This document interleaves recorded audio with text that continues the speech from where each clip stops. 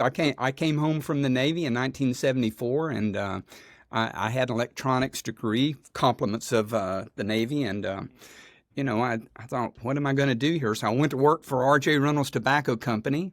I was single. I wasn't the corporate type of guy, and we were at this discotheque one night. I turned to a couple of my buddies, and I said, we could build one of these.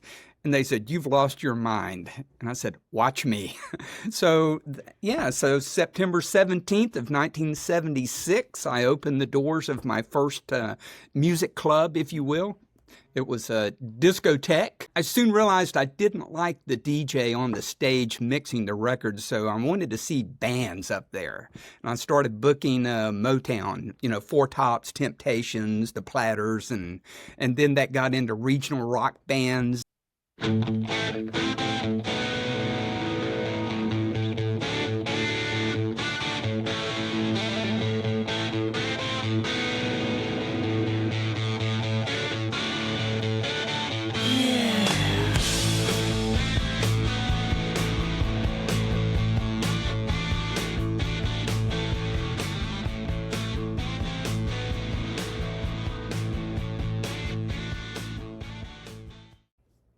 Thanks for joining me again today on Geese of Gear. Today's podcast, we're excited to welcome back Jim Brammer, CEO of Special Event Services and founder of Concert Stuff Group. From a tobacco farm in North Carolina to stages and stadiums around the world, Jim has spent nearly 40 years shaping the live event industry.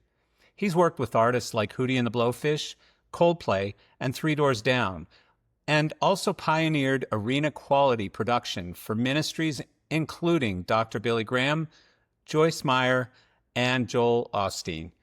Founder of a network of companies that simplify large-scale events, Jim's leadership and people-first philosophy earned him the 2024 Parnelli Lifetime Achievement Award.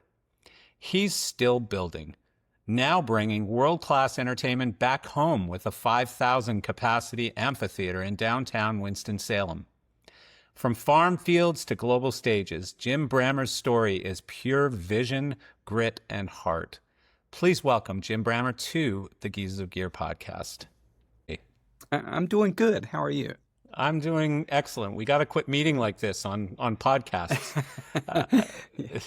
I'm sure we got to get back to the physical connectivity at some point, don't we? I do enough of that, but I shouldn't say enough. I do still a bunch of it, but not enough. Probably because one of the reasons we all got into this industry is because we like people and we like being around people and we like connecting and networking and all of those different things. And then, of course, COVID changed everything. But for me, it was even before that. Like for me, my company went completely remote in about 2015. And like I have people who work for me who've been working for me for 10 years who I've never met. Which is crazy. It's lunacy. Actually, Sarah, who you just met, our producer, she's been with me for 6 years, and we just met last year at LDI. Oh, wow. Okay. So flew her in for LDI. She's coming again this year because we're doing a couple of different events with LDI. We're doing this X Live thing, and last year we started something called Dining with Dinosaurs, which kind of takes the podcast to more of a real in-person thing.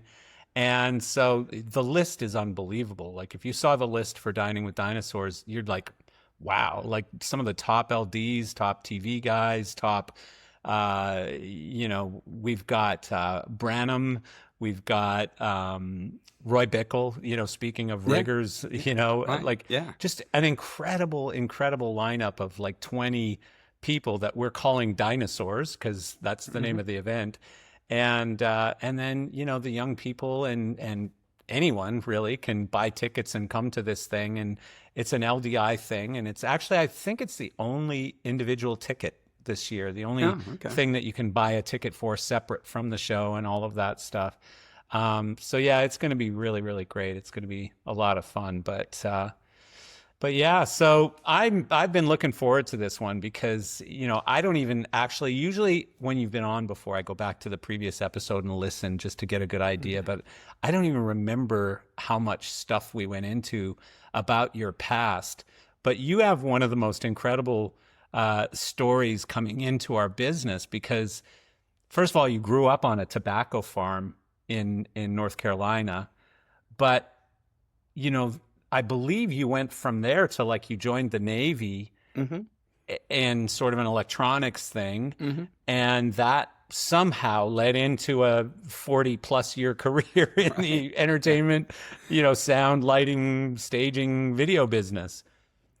It's a great country. The opportunities are boundless. Yes, it is true. Yeah, it's true. I came home from the Navy in 1974, and I had an electronics degree, compliments of the Navy, and I thought, what am I going to do here? So I went to work for R.J. Reynolds Tobacco Company. I was As single. you do in North Carolina back then. Yeah, exactly. Yeah. And I mean, there were 2 times in my life I made my mother cry. She cried for joy the day I went to work for RJR, and the day I left, she cried, for sorrow. But because that was every mother's dream. Your kid goes to work for RJR. But really, I was young, single, out night clubbing a lot, and just I wasn't the corporate type of guy. And we were at this discotheque one night. I turned to a couple of my buddies and I said, we could build one of these. And they said, you've lost your mind. And I said, watch me. So really? So September 17th of 1976, I opened the doors of my first music club, if you will. What was it called? Discotheque. And what was it called, Jim? It was called EJ's. Why? And that was because I had 2 partners, Elmer, Jim, and Steve. And we just, Oh, EJS. There you go. Yeah, and back then I wasn't very creative when it came to the marketing aspect of it, or I would have picked some neat name like, Mother Fletcher's or, Players or some junk like that. But, I soon realized I didn't like the DJ on the stage mixing the records, so I wanted to see bands up there. And I started booking Motown, Four Tops, Temptations, the Platters, and then that got into regional rock bands, and that was. How big was this club? 750 seats. Wow. And I also got a reputation throughout the Carolinas and Virginia that I like to build stuff for other club owners. And I would remodel other clubs. I would put in a lighted dance floor or build them a stage or whatever. And, wow. We come around to 1980, and there was an old movie theater south of Winston-Salem that had been sitting idle for a while. And it was back in the day when movie theaters were grand. And it was a 600-seater with big, tall ceilings, 40-foot ceilings, and a stage where every Saturday morning they did kids' shows. And I went down to the owners and I said, I want to rent this place and turn it into a live music venue. So in 1981, we opened up the Forum Music Theater, and I met a lot of people then. Charlie Daniels, Pablo Cruz, the Pointer Sisters, Reba McEntire. I mean, just everyone I could book, I booked. Yeah. And you were booking yourself? Yes. You were booking the venue too? Yes. Yeah, So I always built the venue, booked it myself. You ran the venue, you booked the ran venue. the venue, booked it. I had Probably some help, swept it at the end of the night. Yeah, I had some help. There was a guy in Atlanta by the name of Ken Hewitt that had a storm out agency, and he would get a lead on someone and call me and say, "Hey, so and so's coming through." Like I think Paul Davis, for example, one night was coming through, and so I'm a huge Paul Davis fan. So sometimes that's not good when you're a fan and you're also running the venue because you tend to. I remember I booked Average White Band, and every musician in the Carolinas and Virginia was there, but that was about it, Yeah. So we all had a good time. It's like a and modern day Rush concert. Exactly.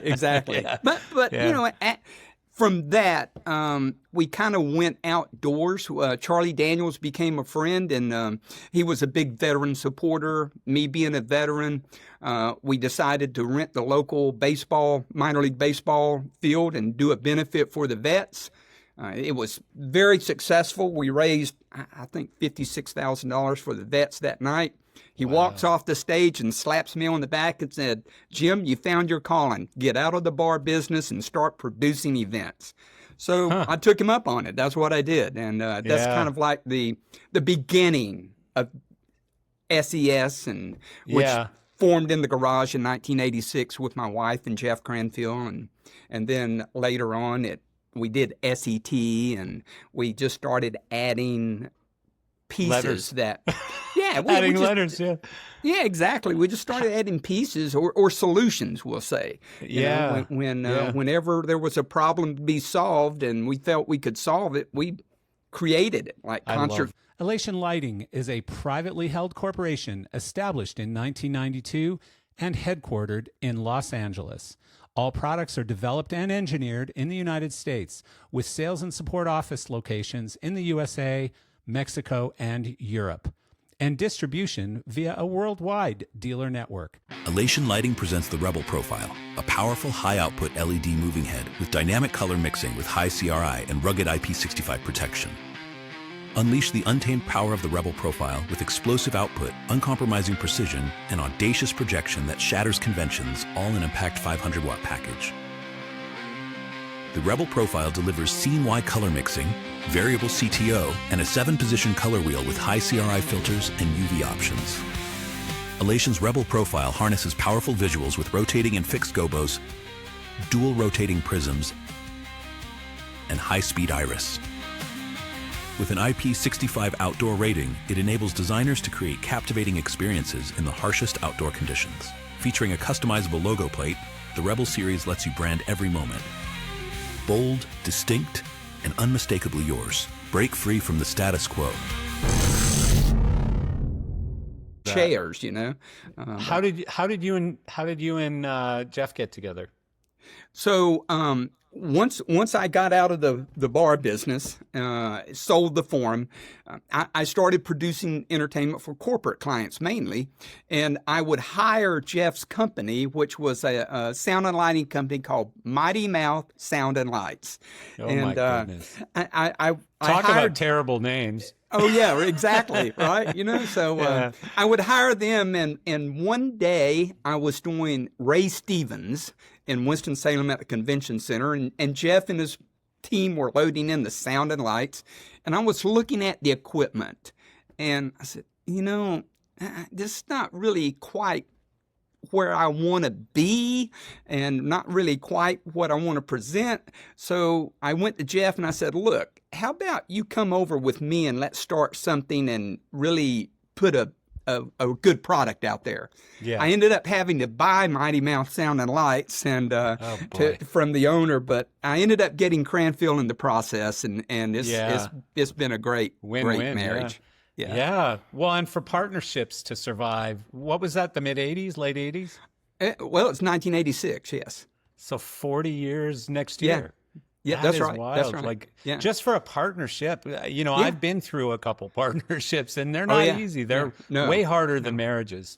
They are. You know, and so yeah, that alone says a lot about the two people that are involved, and I happen to have a high degree of respect for both of them. So I can see how it survived. You know, because you're both really good people. Well, you know, it hasn't been always easy. You know, there have been some partners in the mix, and you know, you've been down the same road where it just didn't gel for one reason or another. And you know, I see a lot of friends that just suffer through it. They just grin and bear it, or they just really don't get where they can be because they're held back, and then there's the whole resentment thing and all of that. So I've been very proactive in those scenarios. If I knew early on in the partnership that it just wasn't going to work, hey, you know, I'm sorry, but it's not going to work. We've got to go our separate ways. Yeah, and it's all worked out pretty well. Yeah, well, I'd say so. Yeah, I mean, you guys just keep growing, and it's such a beautiful company, and I think, you know, a model that so many are really looking at going, what are those guys doing over there? You know, that's pretty interesting what they're doing, because you've just done it different than everybody else. So, yeah, I mean, it's been a lot of fun, but you know, it's really not me. It's all of the people in the group. You know, if you can get really good people and empower them to be who they can become, you know, that's the strength behind CSG. Everyone in every vertical, they have their strengths, and they're so complimentary to the entire group, and it's just fun. It's a lot of fun. Yeah. So I read a couple things in your story. One is that your grandmother Allie was one of, speaking of strength, was one of the real sort of rocks behind you. And do you have any lessons that you remember from her that carried you through your career? Yeah, a couple. You know, she was a back in the day of the turn of the century. You know, she was a farmer's wife that raised 13 children. And my mother was the 13th. I'm the 13th grandchild. My mother was born on the 13th day, so 13 is kind of not only Taylor's lucky number, but mine as well. There's some interesting coincidences. Yeah, but she just taught me so much about the strength of being the matriarch of a large family and a farming family. And we grew up dirt poor, really. I mean, I didn't know it then. I didn't care. But if we didn't grow it, we didn't eat it. You know, it was. And I remember one time she and I were out picking blackberries, and I saw a copperhead. And I said, "Granny, there's a snake. There's a snake." She just calmly walked over and stomped on it. And that was the end of that, you know. Wow. And I thought, wow, okay, that's pretty cool, you know. And I remember when I was 15. Don't mess with Granny. I remember when I was 15, I said, "Grandmother, I'm going to be 16 next year, and I'm going to need a car." And she said, "Okay, sonny boy, step out here with me for a minute." So we went out in the yard, and she pointed over to the next hill, and there was a 3-acre patch of land. And she said, "See that 3 acres over there?" I said, "Yes, ma'am." She said, "Grow you one." So I grew 3 acres of tobacco the next year and bought my car. So, you know, that's it's just things like that, you know. Those you are remember incredible those things. lessons, though. Yeah. That's incredible. Like, that's what's, I hate to even go down this path, and we won't, but some of that stuff's missing today. You know, some of the foundational real teachings in life and, you know, hardships and all of the things that make us who we are or created the foundation that we could build things on top of, you know, come from, you know, toughness, come from, you know, not being given everything in our lives. Yeah. Guilty myself. I mean, you know, I never wanted my son or my daughter to grow up as hard as I did. You know, I probably spoiled them a little too much. Of course, Michael and Jennifer both would tell you, "Oh no, we had it hard," you know, but not really. Uphill both ways to school. Yeah, you know, right. Yeah. In snow. No, I know. Well, my son grew up in motorsports. He decided he wanted to be a racing driver, so we went through karting and then finally into cars. And, you know, his hardship is the fact that most of his friends who are racing in cars are now in IndyCar or Formula One or whatever. Because their dads were billionaires, you know. So, hey, guess what, kid? Now you're roughing it. You know all the stories that you're going to tell in your. Well, I would have made it as a Formula One driver if my dad wasn't broke and in the friggin' entertainment business. You know, so yeah, you know, we all have crosses to bear, I guess. Yeah, we did. Another thing that I read from your story that was really interesting, this pivotal spark from early on in your life and career, or that created your career, I guess, was you were, I believe, driving down the road or something, and Jumpin' Jack Flash came on the radio, and you pulled over to listen to it, and somehow that created the spark. It did, and I still remember it to this day. I had a '63 Chevy Super Sport with a reverb unit in it. That's a cool car. It was, you know, and I paid $1,500 for it, you know, my own hard-earned money. But you know, I was riding down the road one evening, and that came on. I thought, whoa! I just pulled over to the side of the road and cranked it up, and I said, this is moving me. This is like Raleigh. Nothing's affected me like this song right now in this moment. And, I kind of knew I wanted to be in the music business. I had no idea how to get there, though. No idea. Yeah. Really? That's interesting that it was Jumpin' Jack Flash. Yeah. Yeah, right. I mean, for me, there's a lot of those moments in my childhood, too, where, you know, because my parents, my mom was a singer.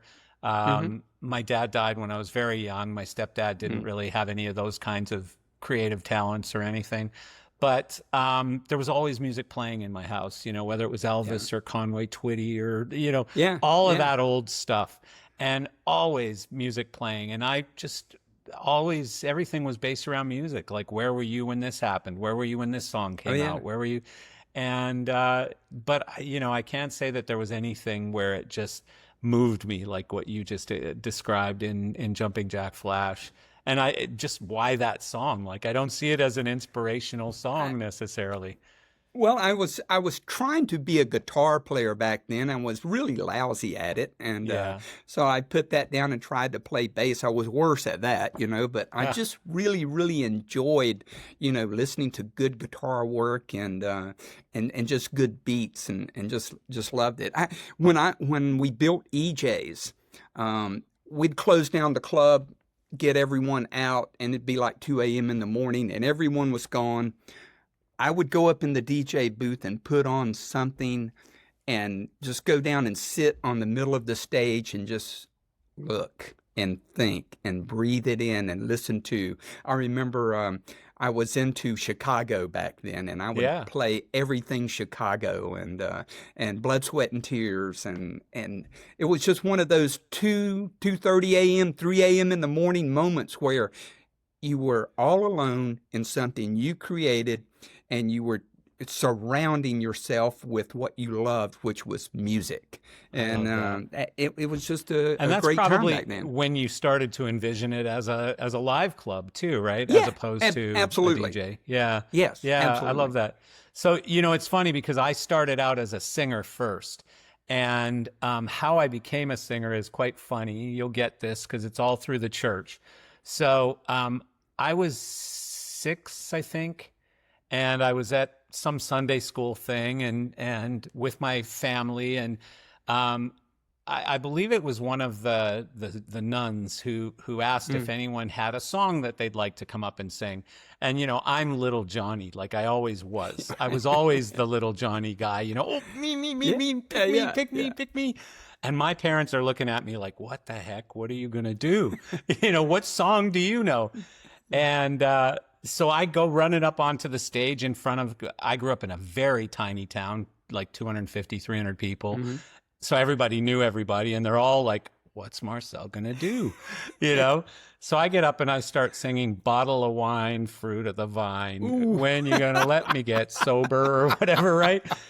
How did I know this song? Nobody really knows. Obviously, I'd heard it through my parents or something. And the whole place was laughing, and I was hooked. Like, even though they were laughing at my silly song, I was hooked. And so a few years later, I was in 6th grade, and there was a little thing hanging up in the church saying, looking for a singer for a rock band, hanging in the church. And so I was like, I want to do this. And I told my parents, I want to go and audition for this singer in a rock band.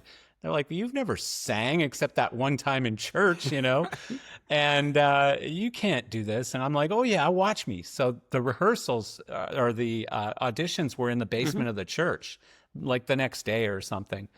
And I went and auditioned, and I got the gig.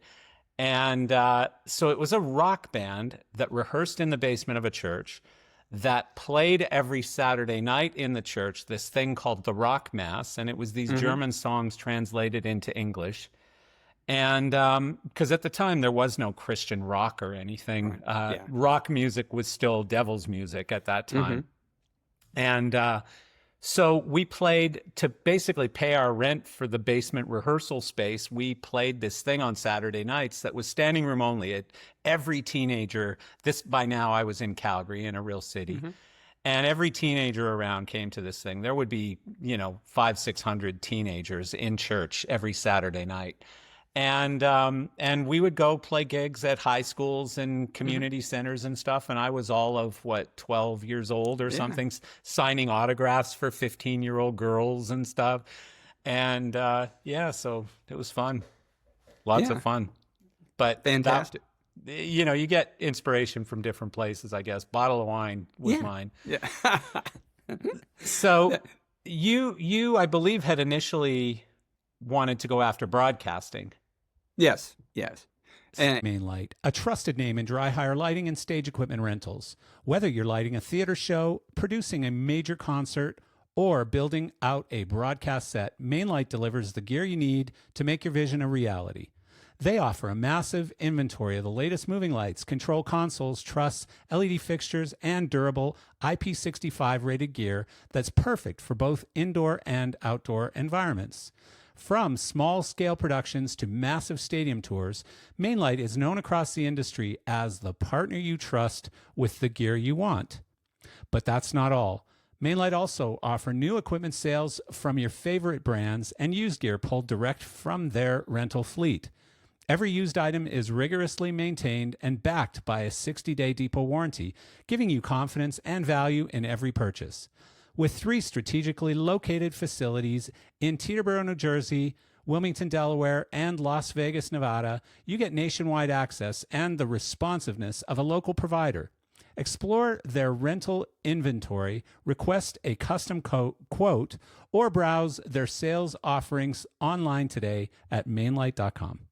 And I wanted to be a DJ because obviously hearing Jumpin' Jack Flash on the radio, I thought, oh, wow, this is, if I'm a DJ, I can play anything I want to play. I can hear any, I can connect. But I sucked at that as well. So, man, it just didn't work. So, I struggled through early aspirations and failures and, finally ended up where I am. But, Jim, it was for a okay. guy with no skills, you've done pretty well for yourself. You keep saying, but I sucked at it. And, everything. I sucked at it. I want to do this, but I sucked at it. Yeah.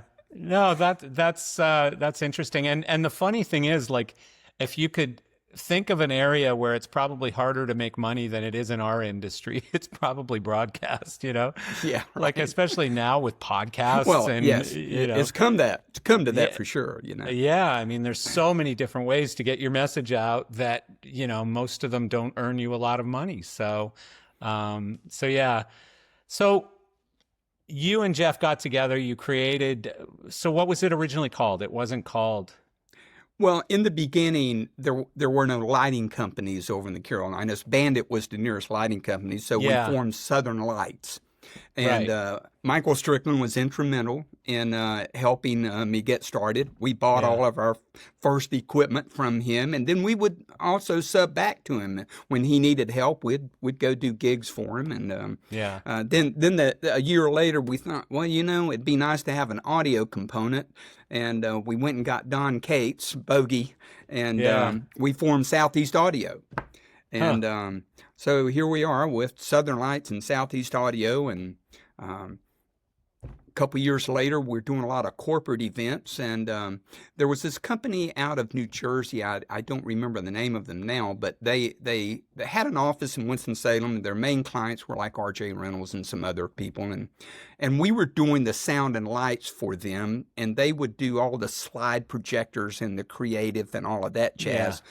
They just shut their doors one day and moved back to New Jersey and left 3 people sitting there with no job. And I said, hey, come on up here on Patterson Avenue and throw into us, and we'll just call it something. Yeah. And we toyed around with some names, and we finally came up with Special Event Services because we were doing corporate, we were doing amphitheaters, we were doing festivals, we were doing the occasional frat gig. It was, once again, we're not marketing geniuses by any stretch. It's a very, very common name. And I just thought, this kind of defines what we do. So. Yeah. No, it totally makes sense. And so, for me, for some reason, like one of the things that I've always kind of tied you guys to is Hootie. Hootie and the Blowfish, obviously you've been doing it for years and years and years since, I guess, probably his first gig or their first gig. Yeah. And so how did that happen? How did you find that band? They find you? Do you remember? Yeah. In the early '90s, '91, '92, '93, '94, they were a frat band. They Yeah. played clubs and frats, and they were going to USC, University of South Carolina, and they would often show up on stages that we were doing production on. And in 1993, they were on at both of the amphitheaters that we did production for at that time in the Carolinas. And they weren't the headliners, they were direct support. And they had no production manager. So I would step in and make sure they were treated properly and make sure they had their 16 feet downstage. And I would fight with the headliner for them and all of that. So Right. when 94 came around, I ended up seeing them a lot. And they asked us to go throughout the Southeast and do frat gigs with them. So we developed a pretty close relationship. And then in 95, when they were going to tour, they called me and said, "We want you to go on the road with us." And I said, Yeah. "Well, I don't tour. Yeah. I'm a regional guy, and I'm happy right here in the South, and everything's going fine. We're happy to go work with you, but we just don't tour." Yeah. And they persisted. And we were working both with Hootie and Dave Matthews at that time, and we really didn't have the bandwidth to do both of them, and thought maybe we don't funny, do either. given today's how things happen today. Oh, absolutely. And so finally I get this call one day from their manager and said, "Look, the band's in the office and they want to meet with you. Will you drive down to Columbia and meet with us?" And I drove down the next day, and they were all in the office, and I said, "Look, we need you. We want you to go do this, and we're very comfortable with you. We know you'll take care of us, and we just need you to do it." I said, "Okay, I'll do it."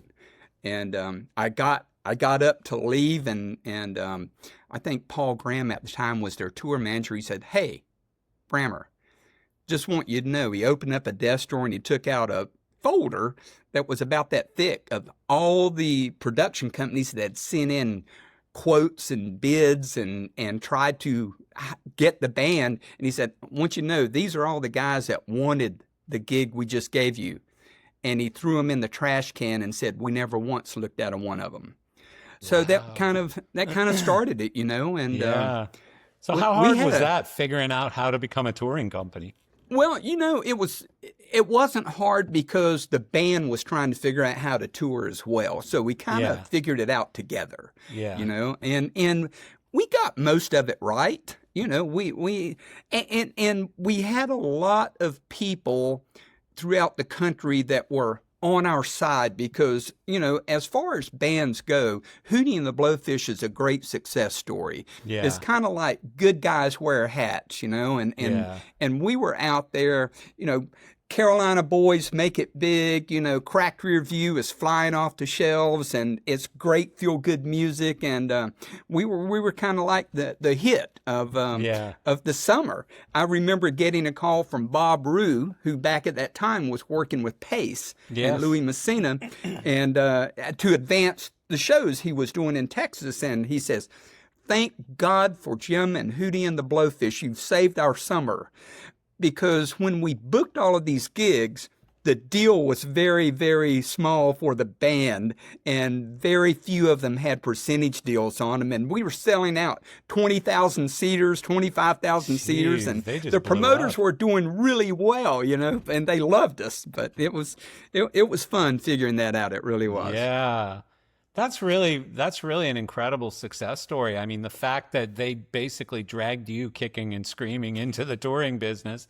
And if you look back and think of, what that did for your business and for your growth and for all kinds of things, I mean, obviously, a bit of a turning point moment, I guess, in a sense. Well, that same year, another focal point, another turning point moment, I'm sitting in my office one day and back then Wilson Rogers was managing the Walnut Creek Amphitheater for what would become Live Nation. And he calls me up and says, "Hey, what are you doing?" I said, "Well, I'm sitting in the office talking to you, Wilson." He said, "Get in your car and come down here now. The Billy Graham folks are getting ready to come down and do a walkthrough, and they want to do a crusade here, and you got to do it." I said, "Okay." So a couple hours later, I'm there talking with the Billy Graham Advance team, and we ended up doing an event there for 4 days that was so successful that they hired us. So here we are. I've got Billy Graham on one side and Hootie and the Blowfish on the other side, and wow, what an interesting paradigm. No kidding. And I read a funny story about that one too, where oh yeah. I think it was your first Billy Graham crusade. That's right. And In you had a Raleigh, week yeah. off on Hootie. Yep. And so you brought in the crew and the gear and stuff from Hootie. And there was a guy with a T-shirt yeah. on that was a little inappropriate, I guess. The monitor guy. Yes. Yeah. How'd that work out? Well, at sound check and rehearsals the night before the first gig, Tom Bledsoe, who was the crusade director back then, walked over to me and said, "Jim, we need to talk about a couple of things. Number one, this is very inappropriate attire your boys have on here, so I want that cleaned up for tomorrow. And I'll see you at devotions in the morning, and you better have a suit on." So, That's okay. interesting. Yeah. So I was at devotions the next morning with a suit on, and that began that career. And all of your team who were going to go out and do those shows suddenly had to wear a bit of a Long uniform. sleeve shirts, no hats. Yeah. Yeah, exactly. Probably right. cover the tattoos. Yep. Yeah. It's an interesting way to have to learn it, but you got to learn somehow, right? And so back then you did whatever you had to do, you know? Yeah. And, you just got sucked into the moment, and, you never said no. You figured out a way to do it. The cool thing about all of these stories that I'm so grateful for getting to hear these on a weekly basis, but it's always like, you were there at kind of the foundation. Like there wasn't an industry for all of these different things prior to then. So, while you can sit and complain about what it's like to be old, which I do every day, right. I'm also happy that I was here when moving lights were created and when the cell phone first happened and all of these different things, personal computers and the internet and all of those things, I got to see what it was like before it and then adapt it into my life and then, look back and go, I remember the days before we had cell phones and when you actually got to rest on the weekend and stuff. So, it's great to have that foundation and that knowledge and those stories and history and stuff. I like it. Yeah, it's kind of neat being first generation, because there was no playbook. No one had gone before us, we had to make it up a lot of times and go on the fly and, there was a certain camaraderie. I remember Gene and Roy Claire in the early days and being able to talk to them and just call them up and have a conversation with them and, try to figure things out and people around the country. And they were heady times. Because you built all of your own PDs, you made all of your own cables. Some built their own speaker cabinets. Most did. Most did, exactly. Yeah. So, it was kind of fun building figuring park all that cans out of pineapple, cans or whatever. Right. Right. Or the square Robert Roth park cans. I'm sure you know Roth really well. I know Robert very well. Yeah. Well, being in the South, you have to know Robert. Yeah, he and I did our first show together in 1977. It was Mother's Finest.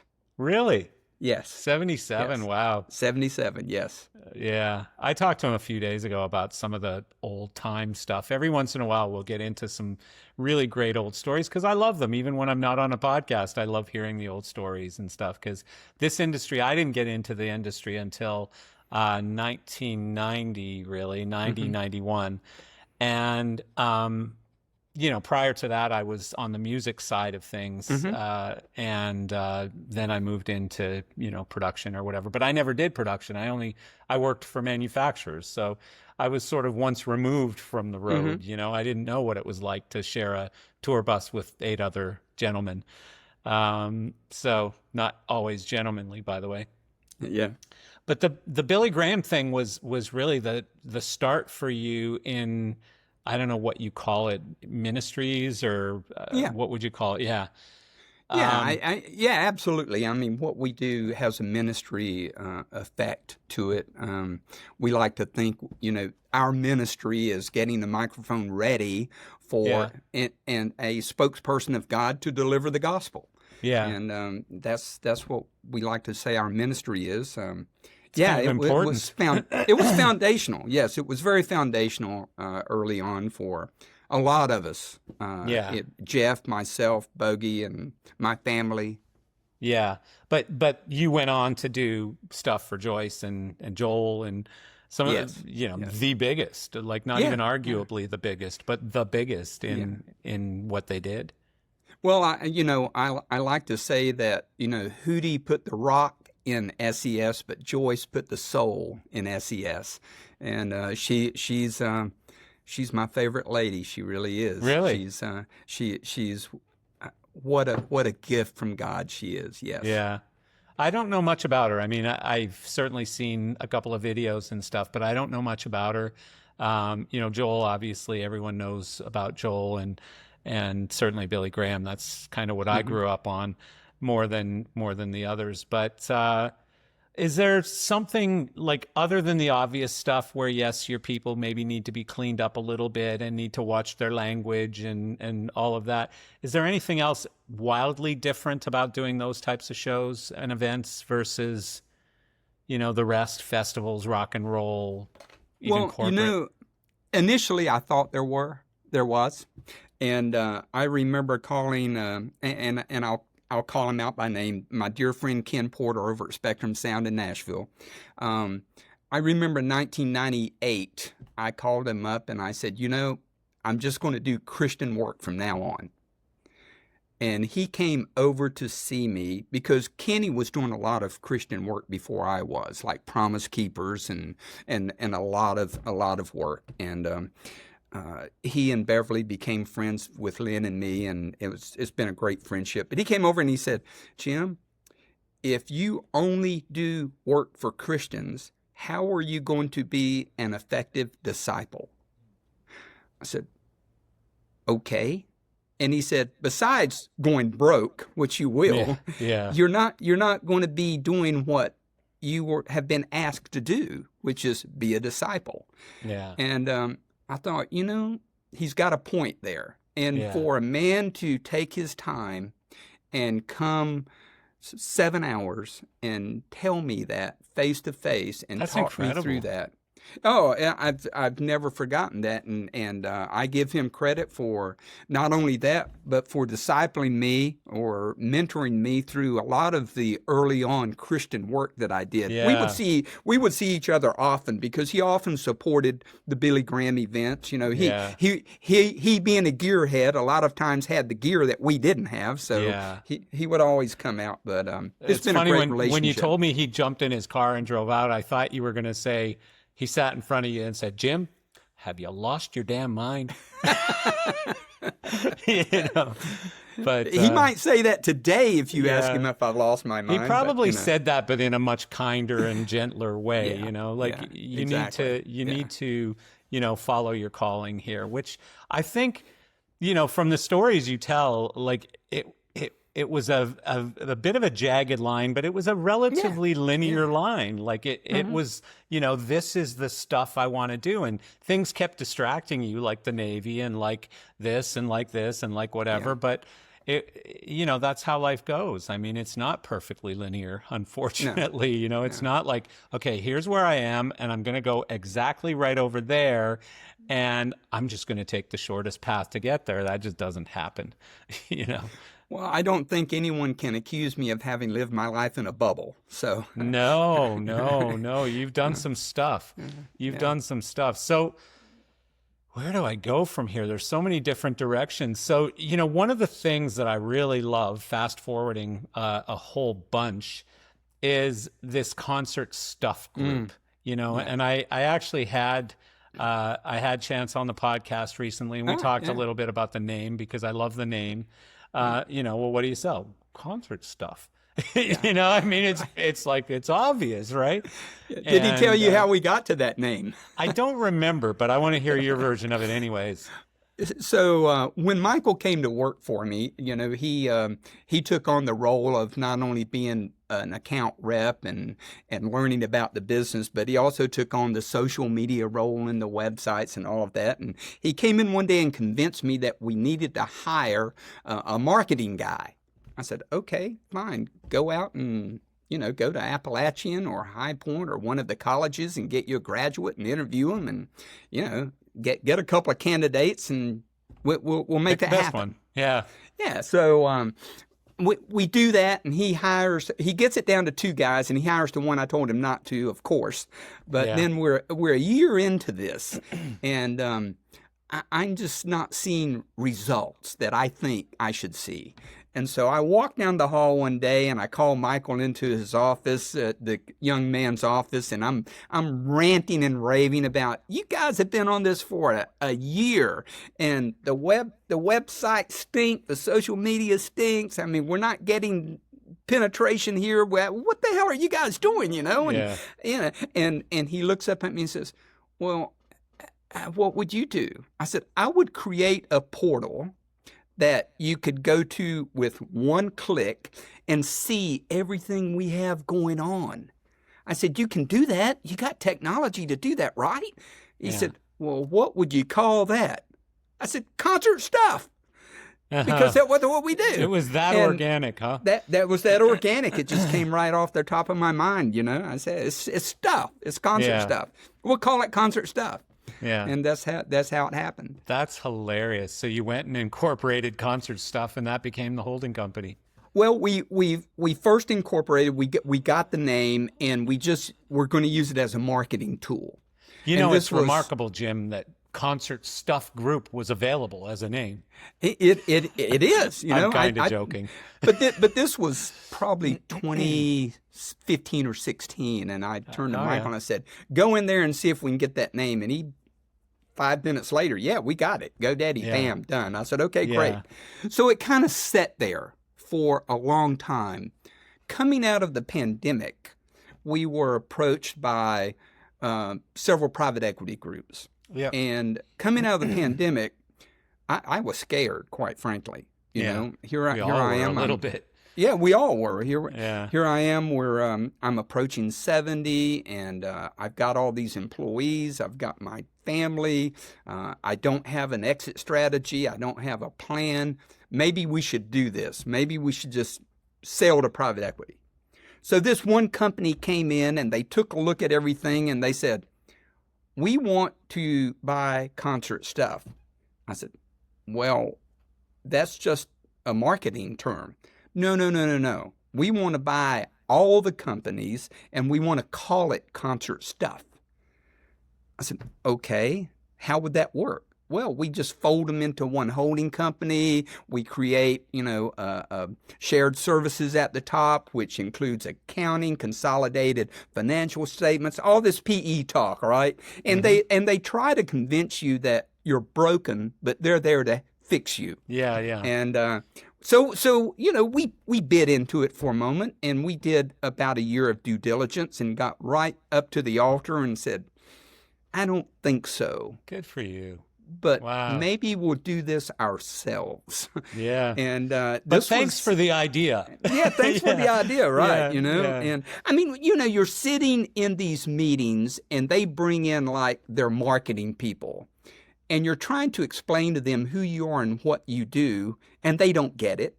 No. They bring in their IT people, and their IT people are used to creating parts list for some jobber somewhere, and they don't get what you do. And they kept bringing in people that didn't get it. And I finally, in frustration, said, these guys don't get it, and we're not as broken as they say we are. We just need a little help in certain areas. And so we went out and hired some good advisors, and we put it together. And the very banking organization that had given the private equity group a term sheet called us afterwards when we said no to the deal, and now they ended up having our credit facility and doing and do all of our stuff for us. So they just invested directly into you as Exactly. opposed to becoming a partner in the Exactly. private equity. Yeah. Oh, So it's interesting. worked out pretty. It's been painful. Yeah. It's been very It painful. always is. You know, Yeah. I don't care what business you're in. I don't care what it always business. People think it's easy. You know, people think that, oh, you're so lucky, Jim. You know, again, they think that it was a linear line from poverty to riches, and you never had a headache at any point in there. Yeah. I spent the first half of my life learning how to do the business, and I've spent the second half of my life learning how to run the business. And when you go from entrepreneurship to intentionality and trying to create, it's no wonder that 97% of entrepreneurs fail at converting or taking the next level or converting their business. It's difficult. It just really is. extremely difficult. I've been an entrepreneur for basically most of my career. Mm-hmm. I was an entrepreneur when I worked for big companies, but like you said, when you go from, I forget the exact term you said, but from being an entrepreneur to being more intentional, I think is what you said. Yep. I'm still trying to do that. And I've owned one company for 23 years, and I've started some other ones along the way.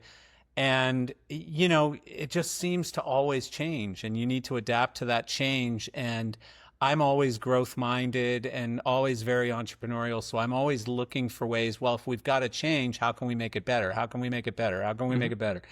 And, as you get older, it's hard work. It's tiring. It is.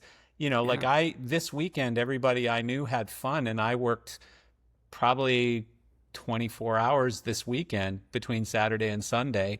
Because I've got a lot of stuff going on right now, and much of it flows through me. So, it's a love-hate relationship for me, because I love everything I do. I love why I do it. I love who I do it for, me. And, I love guiding and leading a team. But at the same time, sometimes you just go, I'm exhausted. I really wish somebody could come and give me a hall pass so I could take 30 days and just go relax somewhere in the jungle. I don't care where it is, but that hasn't come. Yeah, I remember, 9/11 was a pivotal point for us, and that's when I decided I better figure out how to start to figure out how to run these businesses rather than just do them. And, I was a sponge. I would read books by Peter Drucker, Jack Welch, anyone I could get my hands on. And over the years, I've still continued to read and try to excerpt the little things from the reading to get beyond all the crap, but to, get down to the nuggets and figure that out. And one thing I read about a month ago, which I've been trying to put in practice, which is the most productive time of your day are going to be the first couple of hours of the morning. And after that, your ability to process and to take in and retain and process information rapidly diminishes. And at hour 4 and 5, it's like falling off a cliff. Well, because you go from controlling your day to being controlled by your day. Exactly. Yeah, and once emails and people are your coming in mental your office, capacity just diminishes along the way. So I've made a conscious effort to, hey, at around 3:30, I'm looking to really dial it back. And once we get to like 5, I'm ready for that first nice glass of Cabernet, because I'm not taking anyone's phone call after 5. If it's an emergency, I may talk to them up to 6, but at 6, it's just me, the wife, and the cab. Good for you. Good for you. That's perfect. I will give you one pointer if you're not already doing it. Are you using AI at all yet? So my wife and my daughter have gotten me into some AI and some chat. And, putting together some things like that. So, and I was reading up on you, and I hear that that's where you're getting ready to take part of your business as well. And I did. Maybe you can help me out with that. Yeah. Okay. No, I'm, so by the way, I offer basically free lessons to people. I put it on my LinkedIn, and I said, anyone in our industry, if I can help you, because our industry is very against AI. Yeah. reasons are good reasons. You know, AI is not friendly to creatives because it's That's right. And it's not. Here's my take on it. It's not replacing creatives. It's augmenting creatives who use it. And so what's going to happen is you're not going to lose your design job to AI. You're going to lose your design job to a designer who's using AI. That's right. And because it makes you, it gives you superpowers is really what it does. So I'll give you one quick pointer. So you talked about books and you said reading books to get those nuggets in the books, right? And I do the same because if you, like I know some people who have read a book or a system or a model, a business, you know, like let's say you read, what's it called? Winning from Jack Welch. If you just went verbatim and did everything he told you to do, you'd fail miserably. But you take the nuggets out of it that matter to you. And so with AI, when you start creating, like even ChatGPT, when you start creating your little realm inside ChatGPT so that it knows you. And by the way, you do that by putting a lot of information in about you. Here's who I am. Here's who I'm not. Here's my resume. Here's some of the things I've done. Here's some writing that I've done. Here's my blog. Here's, like, you give it as much information as you possibly can. Here's my wedding photos. Here's everything about me, you know? And so now that it knows you, what you do is you say, I'm interested in reading Jack Welch Winning, but I don't have time. So knowing who I am and what is most important to me, give me the 10 takeaways that I'm going to get from that book. And you won't believe what it gives you next. You know, you won't believe the 10 things that it tells you next. You'll just be like, it just saved you. And so that sounds kind of shallow, that it saved me the time from reading the book, because I happen to like Jack Welch, and I loved that book, Winning, if that's the one you're talking about. But so, you know, but like the thing is, when you just need a quick fix and you want it from that book, it really does give it to you. And, you know, I'll give you another example. So, you know, I'm looking to hire a fractional CFO right now because we're in the process of doing a raise, and we're, you know, because I've created an AI company and a lot of things going on, and I'm still hurting from COVID, to be perfectly honest. My business is different than other businesses. And so we're doing the first time ever in my life that I've ever raised or took on, you know, loans and debt or whatever, any of those things. So, you know, one of the things I really need a smart financial partner at the table. And we don't need a CFO. Our company's too small and uncomplicated in a sense for a CFO.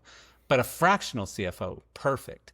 And so I've gotten a lot of guidance from people and from AI about this. So I put a post on my LinkedIn just a few days ago saying I'm looking to hire a fractional CFO. Here's sort of what we need. Here's what it's for, blah, blah, blah. And so LinkedIn said, would you like to turn this into a job post? And I went, right. Okay, why not? Sure. And so I said yes. So AI in LinkedIn created the job post. And I went, well, that's pretty remarkable. That's pretty much exactly what we're looking for. And so I said, okay, great. And it said, would you like to promote this job post? And I said, nope, I'm not spending any money. I don't want to promote this. Oh, well, we'll give you a free $100 credit to start promoting your job post. Okay, sure. And so now I've got a free promoted job post, and I'm happy. I'm thinking, you know, within a couple weeks, I'll get some good applicants. Within a few hours, I had 250 applicants for this because it's remote. You know, you can be anywhere in the world, literally, because it's fully remote. It's in a fun business. It's technology-based. It's moving fast. It's right at the point of a raise. So a lot of people want to get in at that moment because they think there's going to be good opportunity. So I had 250 applicants right away.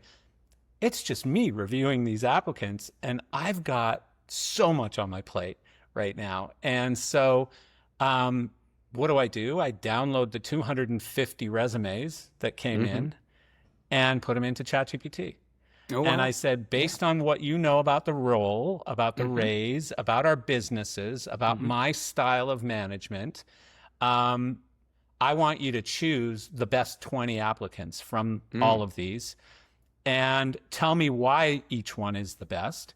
And then I'm going to set up interviews for those 20 applicants. And I want you to help me with the interview questions for each one based on who that person is to our business.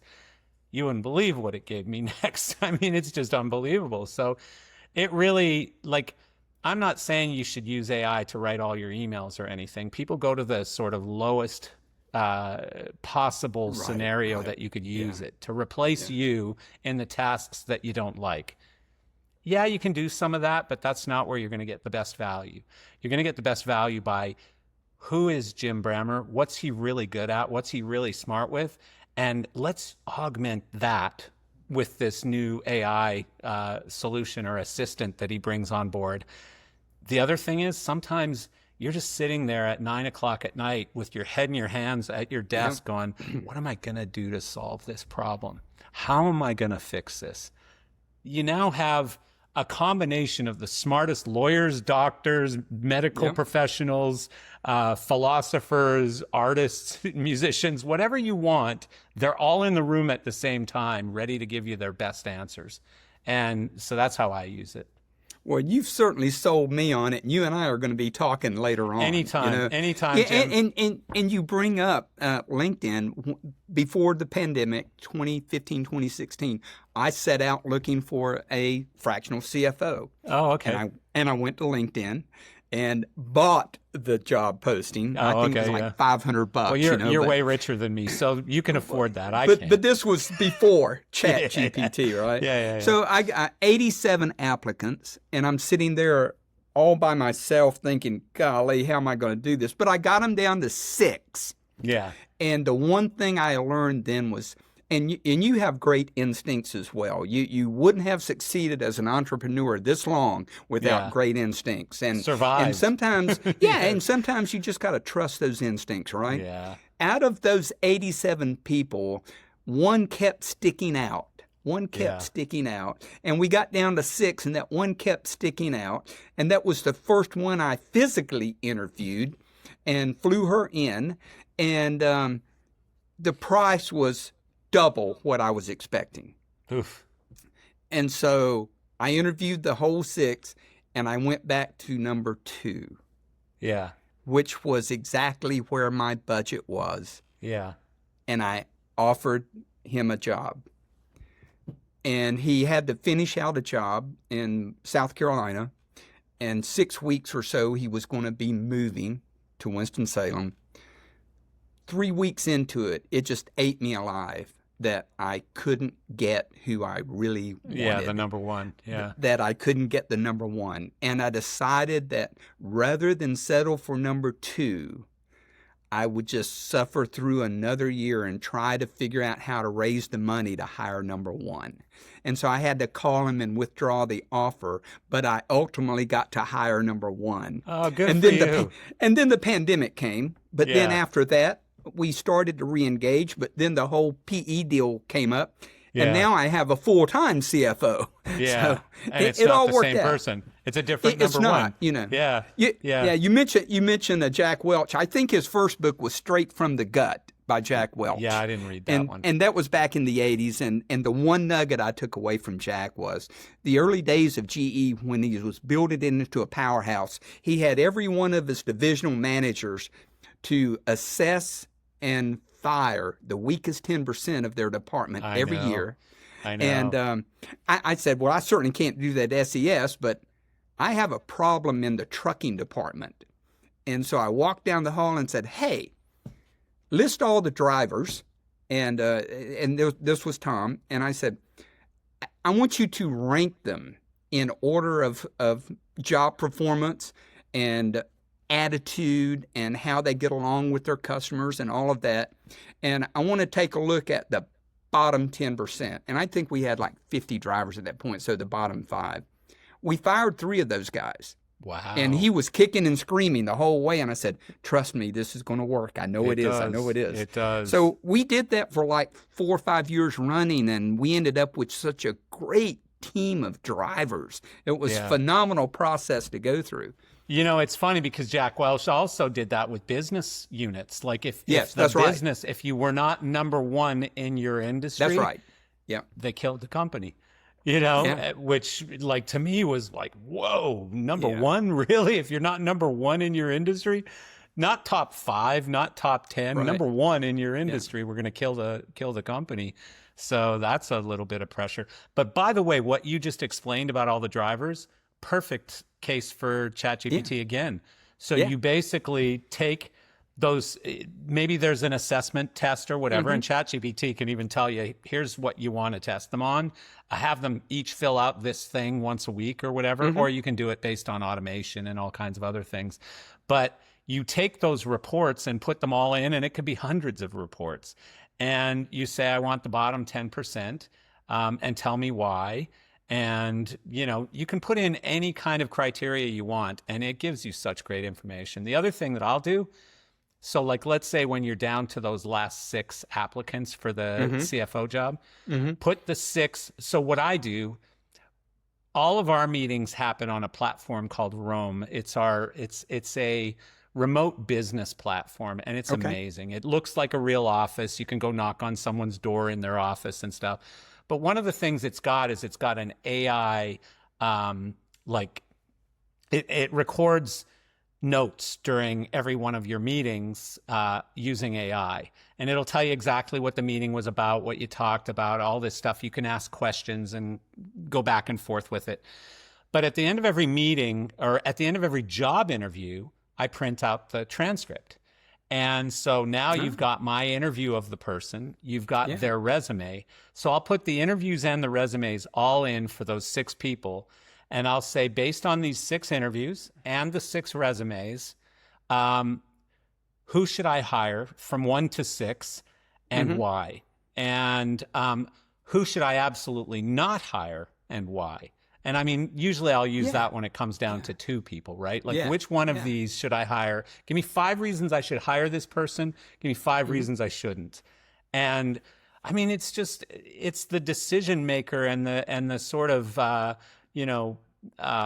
stalemate breaker. Like if you're just like, oh, I can't make this decision. It's so amazing. I talk to ChatGPT more than I talk to anyone on my team now. Well, this is going to be bad for my team because, I'm going to get off of this call and I'm going to call Chance and Michael and those guys and say, hey, I got a whole new way of doing Marcel things. Just taught me something. You guys just buckle. Chance is going to be calling you first, I'm sure. And That's say, all right. Chance owes me a phone call. Yeah, what are you trying to do to me? No, you know what though? It's not to replace him. I had one of those meetings this morning with my operations manager.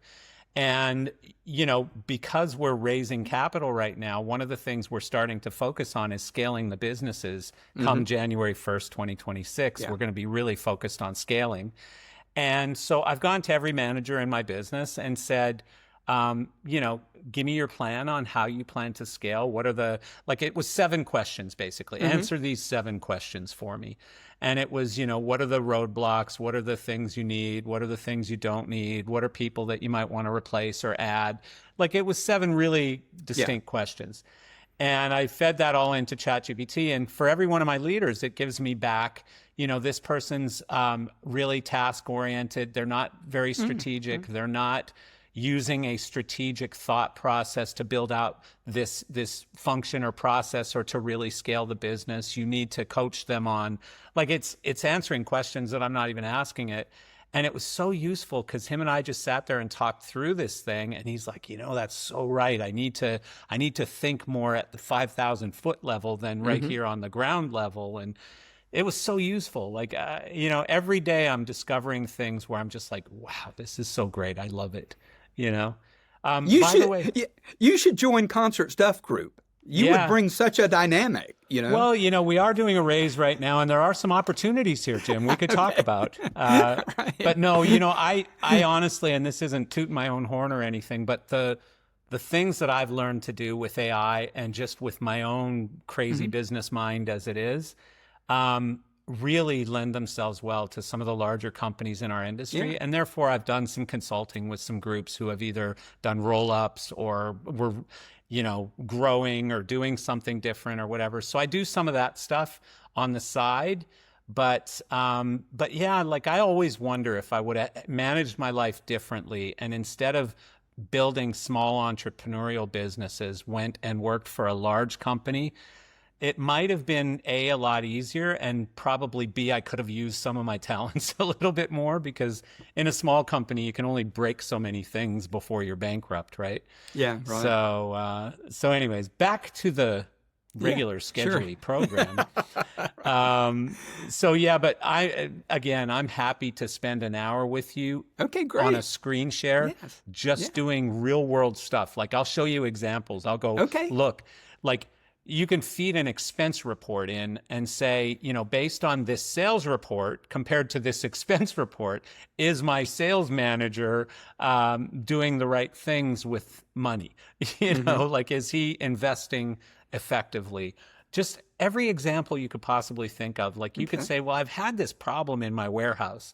I'll tell you exactly how to solve it using AI. Seriously, like, or at least to put programs in place that will get you to solving it. So back to concert stuff groups. So right now, your main businesses are G2 Structures, Special Event Transportation, which I love, Guardian Barrier Services.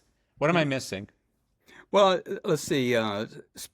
SES, SET, G2 Mobile, which specializes in, we were the first joint venture with Stageline, and we have several Stageline products throughout North America. Guardian Field Protection Agency, which we just do turf protection in stadiums for concerts. Oh, interesting. Concert chairs, which, is exactly what it is. We set up chairs for concerts. And it'll do, by the end of this year, we'll have done like a couple of hundred gigs.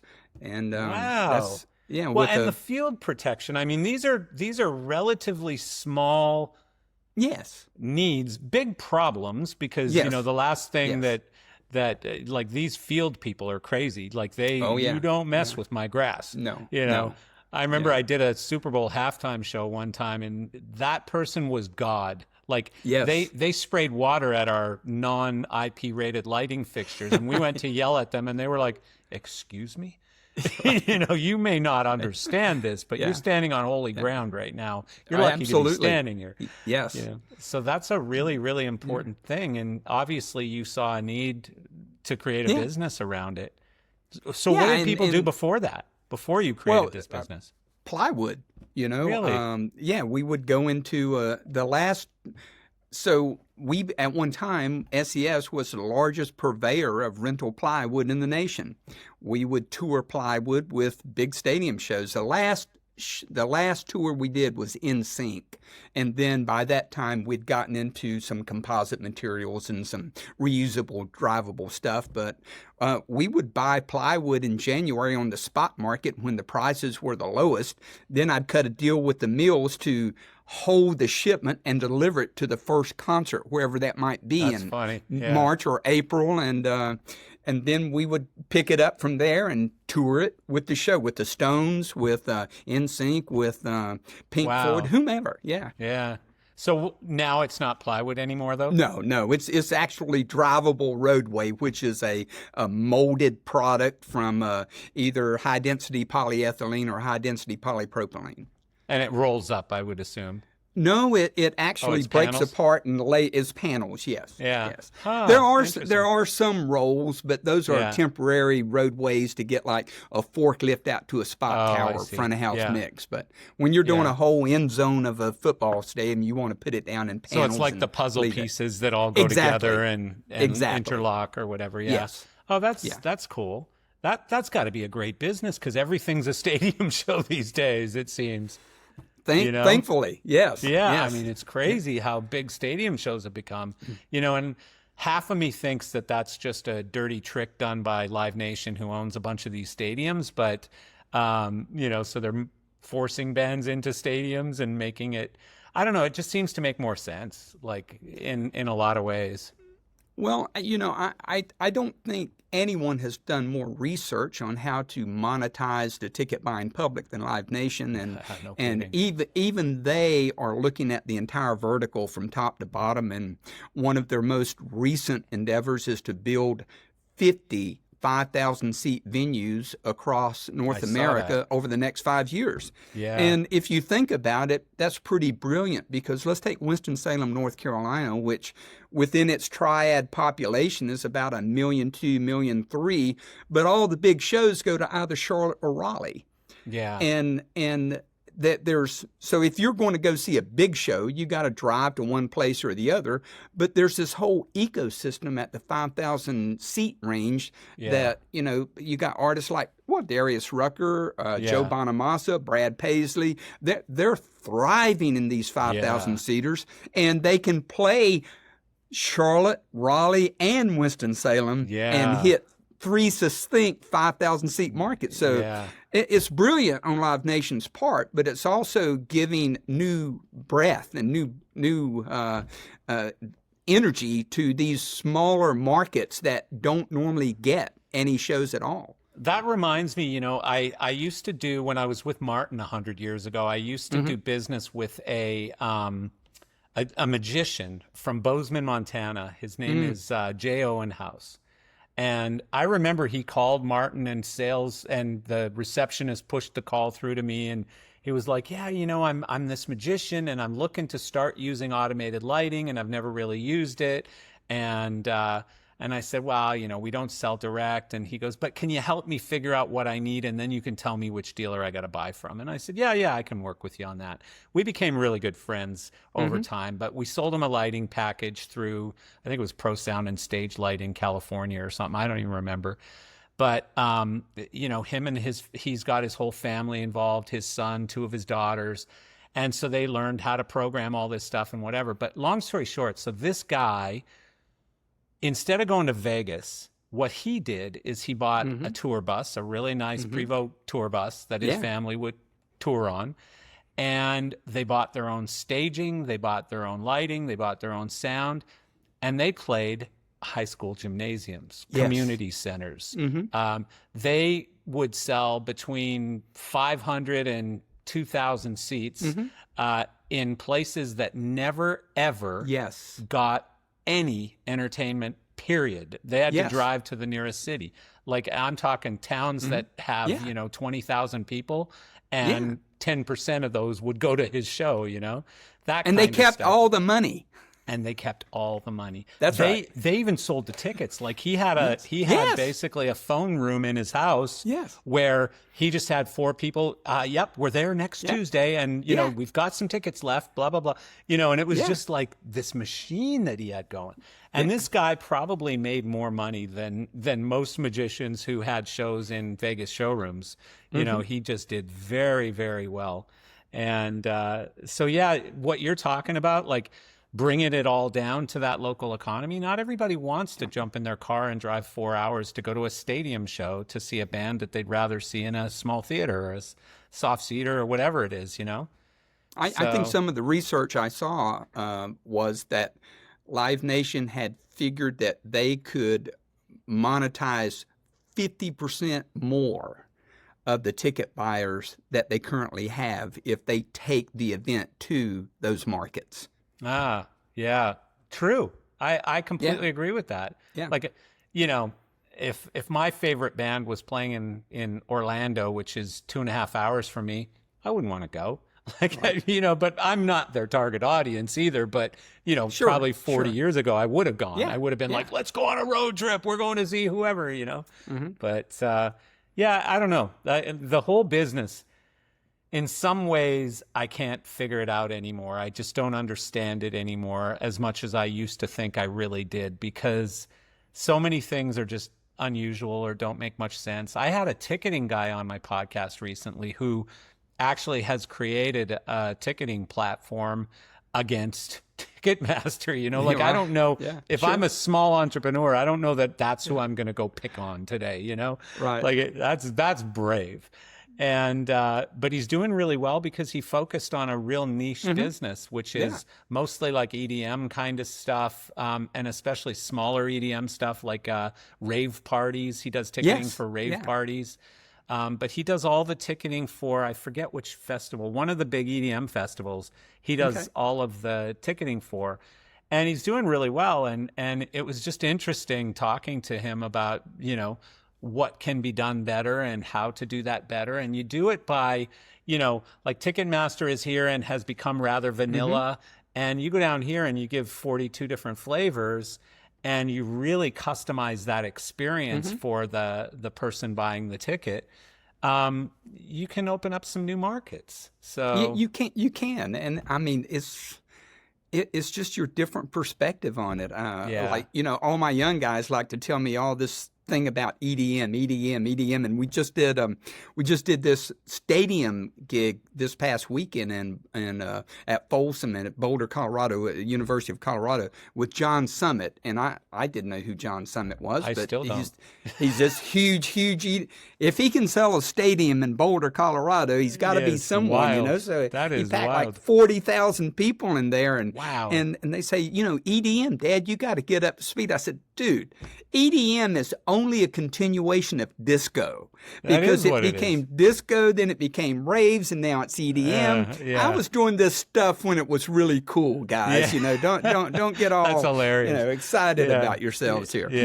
Except it's got lighting budgets now that you wouldn't have dreamed of back then. Video. Oh, my goodness. It's unbelievable how much gear they're putting on these shows. This LED screen was 160 feet wide by 60 feet tall. Whoa, that is massive. It was 1,000 row CB5 tiles.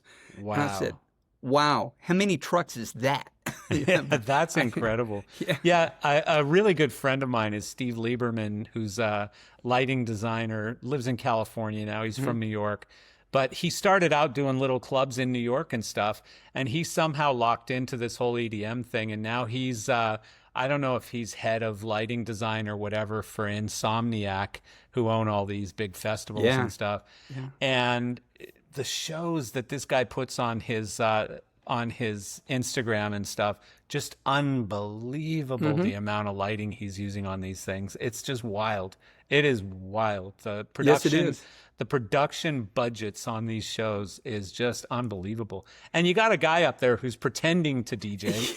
Like he's touching buttons on the mixer and just kind of doing some of this dancing around and touching buttons and doesn't actually ever do anything, right? Let's face it. He shows up with a briefcase, and walks up on stage and he flew in on a private jet and he's leaving on a private jet. And it's and wild. some of the paychecks these guys is unbelievable what they're making. So one of the people, my ex-neighbor here in South Florida, this is 15 years ago or something. Her name is Pam, and they called her Pam DJ. And a long, long time ago, she basically started working with DJs when they were making, $1,000 to $5,000 a night. She started working with them and convincing them that you really are rock stars and we need to treat you differently. We need to get you into better gigs. And she literally most people would tell you this, like the old school DJ guys like Paul, what's his name? Sonnenfeld or something. But some of these guys, she got them from $5,000 a night to like $100,000 a night, like that, and got them from flying on WestJet or flying on Southwest to flying, private. Yeah, right. And she was really monumental in making that happen. Pam DJ, I don't know what she does now, but yeah, it's amazing what that thing has done. And you look at these guys doing residencies in Las Vegas clubs. Making 25, 30, 40 grand a night as DJs. Wild. Is this a great country or what? It is a great country. A schmuck Canadian like me can come in and somehow find a way and make a career out of it, There you go. So so let me just understand the corporate structure. So Concert Stuff Group holding company with all the shared services in it. Right. And then all the other businesses are separate businesses underneath, and they have separate leadership teams and things like that. That's correct. Oh, that's okay. correct. So we basically have 4 verticals, and the verticals are technology, which is sound, lights, video, etc. Transportation, which is trucks and buses. Structures, which is G2 and G2 Mobile. And support services, which is Guardian Barrier, FPA, concert chairs, etc. Oh, okay. And then within those verticals, we have managing directors, and it kind of falls under the whole corporate umbrella. But each one of those companies are autonomous to their brand. But then over here, we just created integration as well, because that grew out of the ministry work and the touring work with Billy and Joyce and Joel. But so integration is over here, and we've acquired one other integration company, and now we've set that up as our fifth vertical, and we're looking to expand that footprint. Is that primarily houses of worship or anything? Yes. Yes. Yeah. No, well, we do serve the Live Nation venues that we're in contact with constantly, and we're kind of a backup go-to for Live Nation if they need help at a venue with a delay line or something like that. We go do that, but by and large, we're primarily 95% houses of worship. But are you selling them the gear for their 50 new venues that they're building? Well, we haven't had that conversation yet. We are building a venue in downtown Winston-Salem that's a 5,000 seater. That's cool. And we hope that that's going to become a model for not only Live Nation or AEG or Danny Wimmer or whoever, but really become a model also for municipalities like Missoula, Montana. They could use a 5,000 seater in Missoula, Montana. You mentioned Bozeman. They could use a 5,000 seater. Yeah. And so I have a partner in this venue. He's in the automotive business, but he's got a terrific heart and a passion for Winston-Salem. And in the last couple of decades, I don't know of a person, an individual that's done more for downtown Winston-Salem than Don Flo.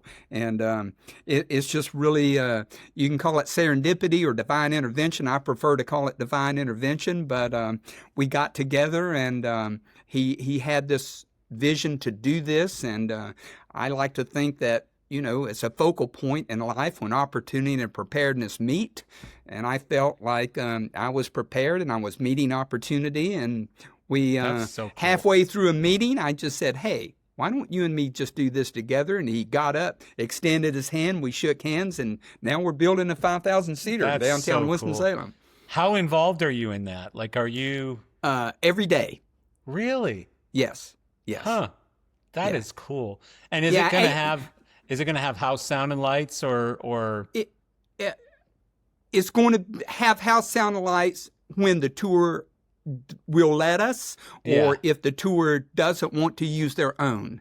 We're going to have big video screens. We're going to have, of course, 7 Cinematics will be doing all the IMAG, and we'll have the. We're under a pretty strict noise environment, so we have to use D&B KSL, L Acoustics. I mean, we have to use a speaker cabinet that has great back-of-box rejection and off-axis rejection. So we can't just let someone come in with a point source system and spray stuff all over the neighborhood. So, but for the most part, we're going to be able to offer the full gamut. We're very excited about it. I've always, in the last 20 years, I've been able to kind of have a personal project because I've got such a great team behind me, and a great team supporting me. And now with Chance, I feel like wow, I can just really go out and do something crazy and wild. You can kick back now. I don't know what that looks like, and my wife will tell you she doesn't know what it looks like either. But good for you. You know what? Like too many people I know, they take their foot off the gas and that's when they hit the wall, like they get sick or lose passion or whatever it is. And I happen to love working. And, my now fiance says, you're never going to quit working. And I'm not. Like, I'm just that's going to evolve into different things, whatever it becomes. I probably won't do exactly what I'm doing today forever. Right. But I'm going to continue working, and I'm going to continue working in this industry because I like it. So same here. Here. Yeah. Well, and good for you, man. Like, why stop? I had this conversation with another friend of mine who's in his early 60s recently, and And I said, I'm really tired. Like, I need a break. And he goes, be careful what you wish for, because, I'm going to work until I drop someday. And I said, but that sounds depressing. And he said, it's really not. I love what I do. Why would I want to stop? Like, look at hockey players and football players and stuff. When they have to retire, it's the most depressing time of their life. Like, they're not happy. They're stopping doing what they love to go and do with the people they love to do it with every day. And that's problematic. All you got to do is live through one global pandemic, and you'll have a whole new appreciation for our industry and what we get to do, and all of those things, So well, when I did this Red Alert Restart thing off of one of my Zoom calls, I remember just looking at it around and going, I can't believe how happy people are just to be out hanging lights to light up a bridge or a building or something for free. That was They're fantastic. not getting paid. Yeah, everyone was just so happy to put on their show blacks and go out and program some lights, even though they were just turning them red. But it was just such a cool moment, because you realize that people aren't doing this for a paycheck. No, certainly pay is part of it, but. We got the call from the Avett Brothers management and from his manager, and said, hey, we want to do a drive-in show at Charlotte Motor Speedway. Yeah. And so we're sitting around doing nothing, right? Yeah. And I would have worked for free. Yeah. But I just wanted to do something. And he said, would you mind coming down here tomorrow? Be careful saying that out loud. Yeah, right. Exactly. Would you mind coming down here tomorrow and meeting with me? I said, yeah, absolutely. So Jeff and Michael and I get in the car, and we go down, we meet with the Speedway people and the AVET's management team and all of that. And we pull over onto the track, and they go to the third and fourth turns, and they're thinking like a little 320 mobile stage, and they're going to play up a hill, right? Well, at Charlotte Motor Speedway, there's this 200-foot long by 85-foot tall LED board that is designed to show the track environment 1,100 feet away to the people on the start-finish line. Right. Everyone's walking over there, and I'm looking at this giant LED board, and I go running over there, and I'm looking out across this track, and I'm saying, guys, come over here. Come over here. This is where we're doing this gig. And, it was so difficult to convince them, because audio, for example, if we tried to think traditional audio, it would have been like 20 freaking delay towers and multiple rivals and no tune. I said, we're going to embed the audio in the video and broadcast it, and you'll be able to dial it in on your FM radio in the car. There you go. Yeah. So I think someone listening may correct me, but we did 1,550 cars. I think it might have been the largest drive-in during the pandemic. It certainly was in North America, as I recall. And it was so cool to walk out through those 1,550 cars and listen to people jamming to their radio. People rented every pickup truck in the Carolinas, I think, that you could get, and they put sofas in the bed and their stereo systems out of their house. That stuff was crazy. Oh, it was fantastic. But the problem is, even at that scale, it was, it was impossible. It was just an impossible business model. Like, it was. You couldn't make money. The promoter couldn't make money. The actor performer couldn't make money. Like, it was just or when they did those cubes that were like 10 foot by 10 foot or whatever, and 5 people in each one of those cubes, you just couldn't make any money from it. It was, the like Bush used to say, the arithmetic don't work. That's right. That's right. Oh, we made no money on that show because I had to custom design this roofing system that could do this and do that. And, it was like, it just gave us something to do. But well, that's what it was all about. It was. Yeah. I don't know that you were ever part of one, but I started these weekly Zoom calls every Wednesday at 5 p.m. And it was a happy hour. It was like a industry happy hour for just anybody. It was a drop-in thing. Anybody who wanted to come. And I started it like in probably March of 2020, maybe around March, February. I don't know when it was exactly, but March 13th. When the music stopped.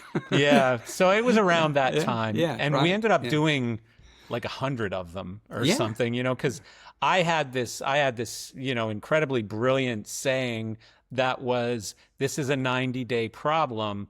What do you want to look like on day 91? Like, get yourself in shape, get your business in shape, add that component, that wrinkle, whatever it is, like, get things cleaned up. Don't sit on the couch and eat Cheetos and watch Netflix. Little did I know it was like 391 days or whatever, not 91 days. But I started this Zoom call, and first week was probably 20 people, then it was 40, then it was 60, then it was 100 or whatever. And it was guys like you, company owners, production managers, all the lighting manufacturers, like anybody, lighting designers, sound engineers, anyone could come to it. And just to be able to have other people from the industry talking to each other on a Zoom call. What are your problems? How can we help you with this? And, like, honestly, I hate to say it, but the last time I saw Nook was on one of my Zoom calls, and John Wiseman was making fun of him because Nook was smoking weed in the basement of his house because his wife didn't like him to smoke upstairs. So he's sitting like next to a furnace or something, and Wiseman goes, "Nook, are you in the basement?" And he goes, Yeah, my wife doesn't like when I smoke upstairs, And I mean, I have such a vivid memory of that. And sadly, it's the last time I saw Nook, I think. But But those things were so therapeutic, though. I mean, and it was, and it just goes to the strength of the fabric of our industry. When no one's a competitor during those times, we're all in it together. We're all friends. And if anyone's got an idea, please throw it out there. We're all ears. There were some dumb ideas too. Right. Somehow I got involved in so many of them because I was so willing to listen to people.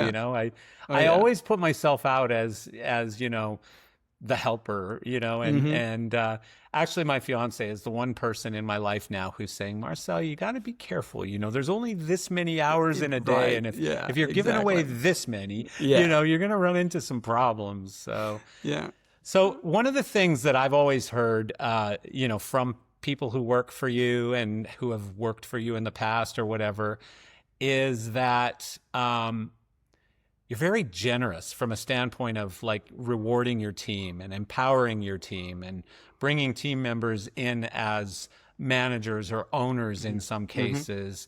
And I remember I read about your integration company that the bonuses were larger than some of your salary, for example, or whatever. So how do you balance? Because I love being generous, but unfortunately, especially since COVID, I'm probably one of the shittiest payers in the industry with regard to how much salary and stuff I pay. And it's just out of necessity. Like, I'm trying to mitigate losses, not to extend them by being the biggest payer out there. So how do you balance generosity and like sustainability? Well, it's tough, but I remember very early on, and I think Joyce was the one that taught me this lesson that, Jim, you're never going to be able to outgive God. So the more you can give back, the more you're going to be blessed with. And, I took that to heart, but I didn't do it just to be blessed. I did it because it really made me feel good. It made me feel like, wow, what's the best way I can impact people's lives? And it's to enrich them in one way or the other, either give them the opportunity, either monetize them or help their family, help them in times of distress. Whatever we can do that is a generation older or more that can enrich the lives of generations under us, we need to do that. There hasn't been enough of that. And since World War II, if you think about it, we're kind of boomers, and we're a product of everyone coming home from the big war and having all of these babies, but then their parents becoming dual income earners and latchkey kids and all of that jazz, and the family unit just kind of went away. There's no more huge family reunions anymore. There's no more, outside of your own individual wife, children, grandchildren, there's no 12 or 13 aunts and uncles that are getting together at Thanksgiving or Christmas and celebrating the family unit and the United States and the country and all of that jazz, you know? It's kind of like we've lost something that made this nation great. Yeah. And I think it's so going to be people like you and me. Yeah, it bugs me too. It bugs the hell out of me. And I, you know, it's up to us though to do something about it.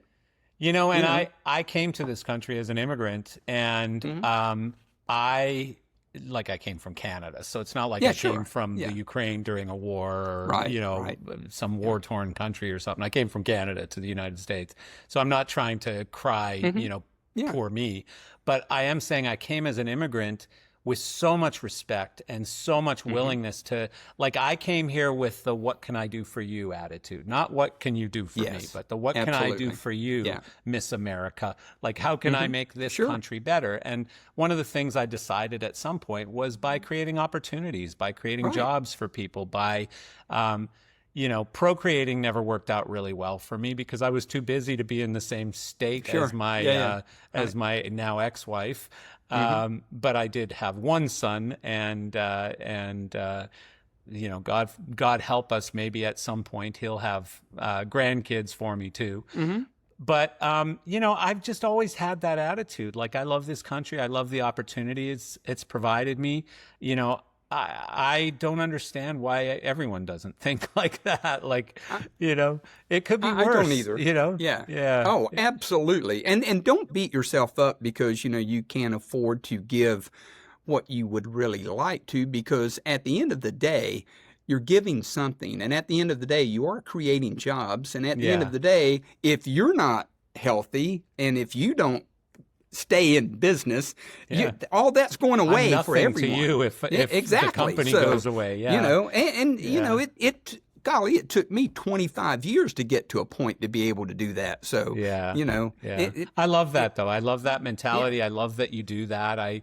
Like, to me, it's how I've always been, you know, and I'll give you an example though. It always bites you, or people find a way to turn a good thing like that into a bad thing. And I'll give you an example.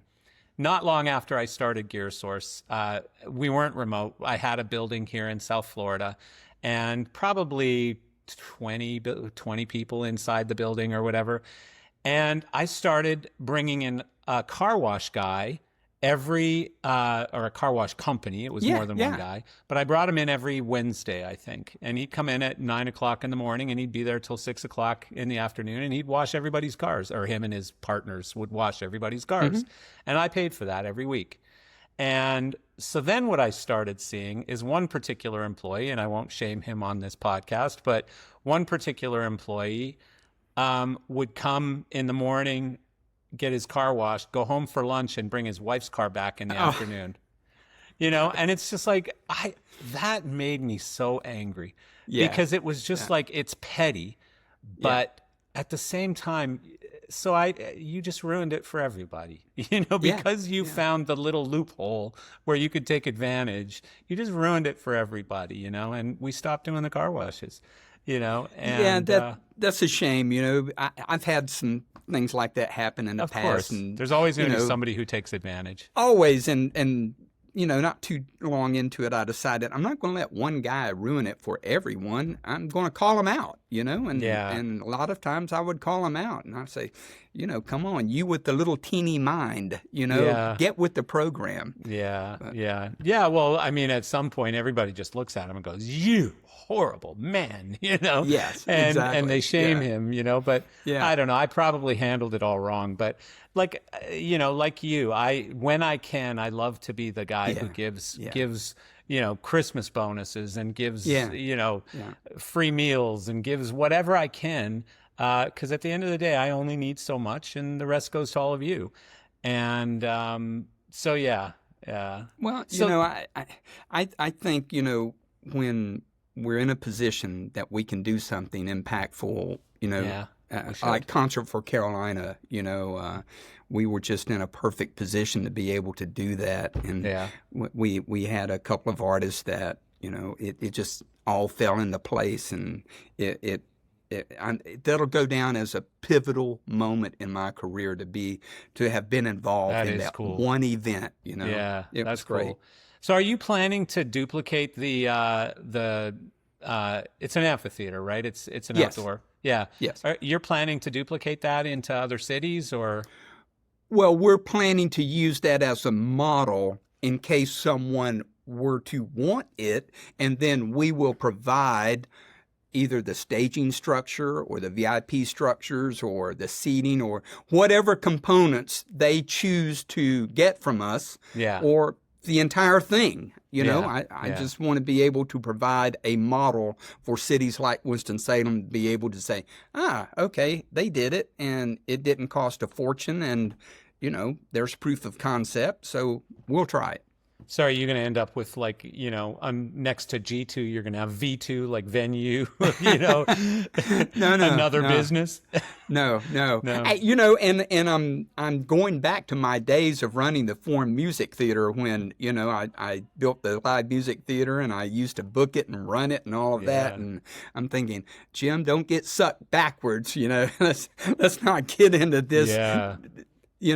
Above your head. So we'll see how it goes. So I'm having fun with it right now. Yeah. Speaking of which, like one final question, because I know I can't keep you all day, but you said something somewhere that I read called refocusing rather than retiring.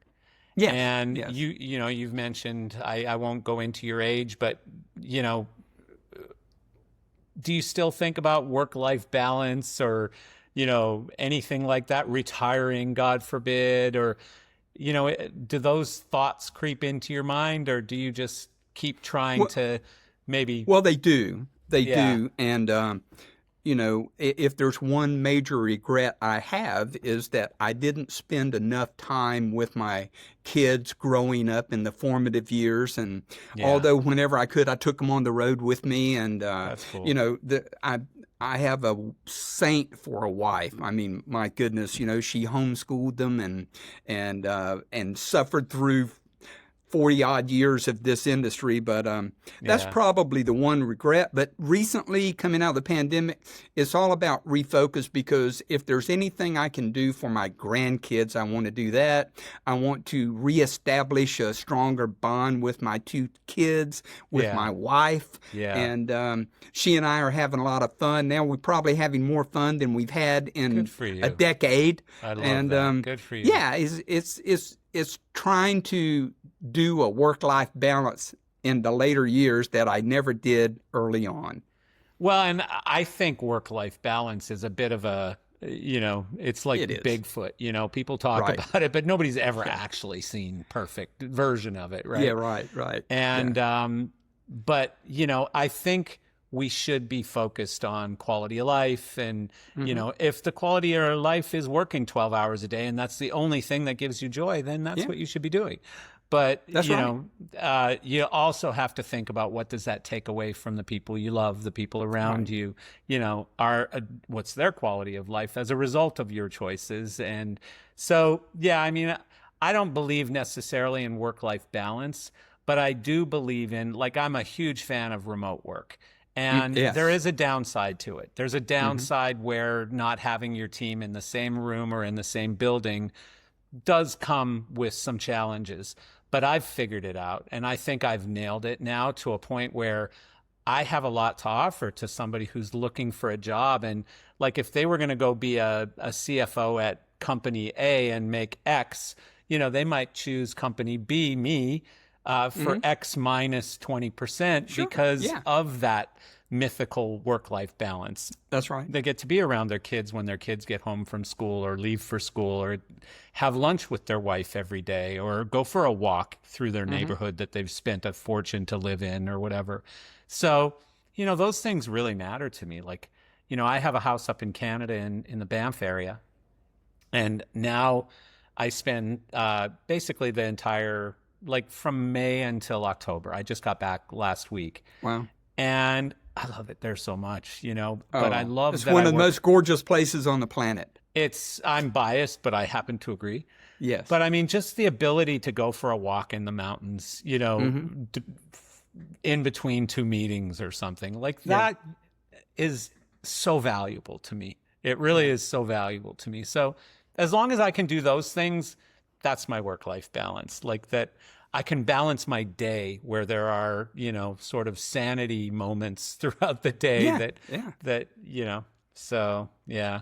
Well, I've really enjoyed this, Jim, and honest to goodness, I offer you an hour of my time anytime you want to give you a bit of a deep dive quickly into some AI stuff that'll literally change your day right now.